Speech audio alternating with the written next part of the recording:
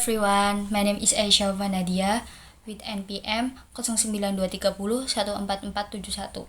Now I would like to answer the question from final test of phonetic and phonology. First, the degree of pronunciation problems faced by students depends on several factors. Native language, the sounds present in their native language compared to the target language. If there's a big difference, pronunciation can be harder, and then exposure to spoken language. Students with more exposure to native speakers tend to have better pronunciation.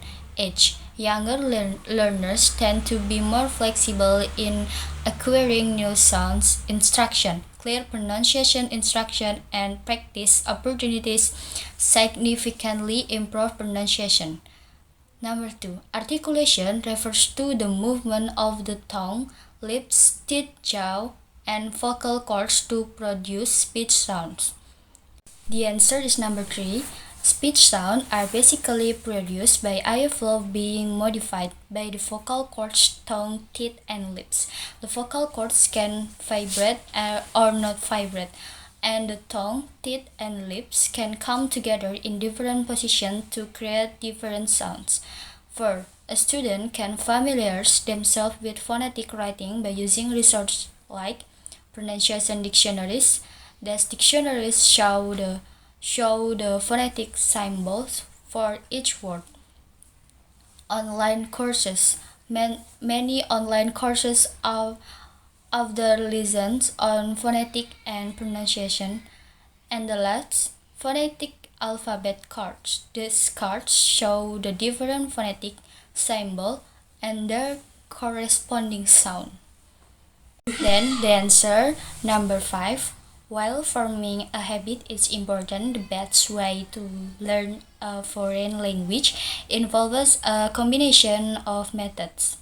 First, focus on pronunciation and speaking the beginning. Second, practice speaking regularly. Listen to native speakers and try to mimic their sounds. Then get feedback on your pronunciation and make correction. And the last, don't be afraid to make mistakes. That's how we learn. And then number 6, coda refers to the last sounds in a syllable. Indonesian and Japanese phonology sound system don't have consonant clusters at the end of syllables. So codas are typically simple, consisting of a single consonant like k, p, t, etc. Then the answer of number 7. Yes, it's often difficult for Indonesian pronounce the sound sh, like in sheep. Why? First, not in Indonesian sounds. Indonesian doesn't have the sh sound, so it's unfamiliar. Then substitution, they make use similar sound like s or ch instead. Third, limited practice, since they don't use sh in their language, they have less practice making this sound. The last, different tongue movements making sh requires different tongue movements Indonesian sounds. And the last, accent. This can lead to accent when speaking English or other language with sh. Number 8.